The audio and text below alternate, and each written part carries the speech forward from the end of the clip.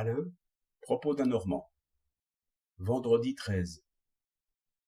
Il y a eu dans ce mois de mars un vendredi qui était un 13.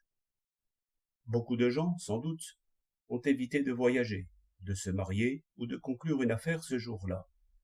D'autres ont couru au bureau de loterie, car il paraît que ce jour 2 fois néfaste est pourtant favorable aux joueurs.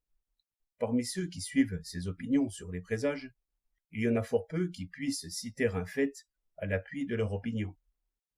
Beaucoup d'entre eux sont capables de comprendre que cette opinion n'est pas fondée, c'est-à-dire que la coïncidence entre ces deux notations, vendredi et 13, résulte d'une convention, et non de la nature des choses.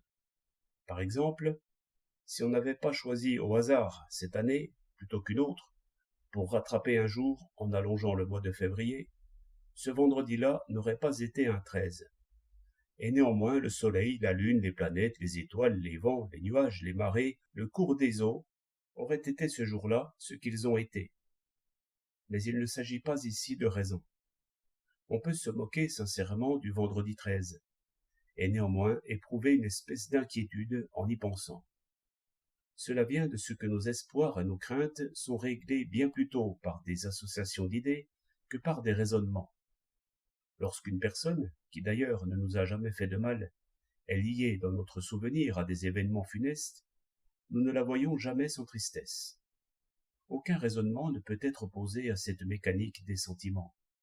Je ne puis pas empêcher un souvenir de se présenter. Je ne puis pas détacher d'un souvenir le manteau de tristesse qui le recouvre. Il en est ainsi pour les superstitions. Lorsqu'on me dit que telle circonstance, si futile qu'elle soit, est un mauvais présage, je ne puis pas m'empêcher de penser en même temps à cette circonstance et à des malheurs possibles. Mais je me révolte, je veux détruire cette liaison absurde.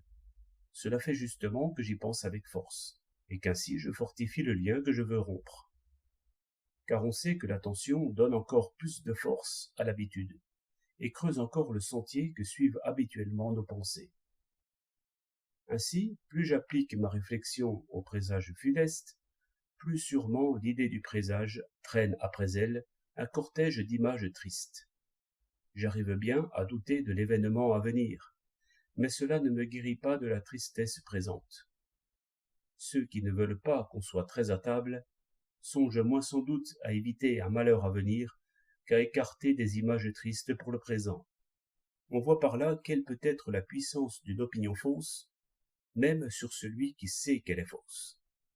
24 mars 1908.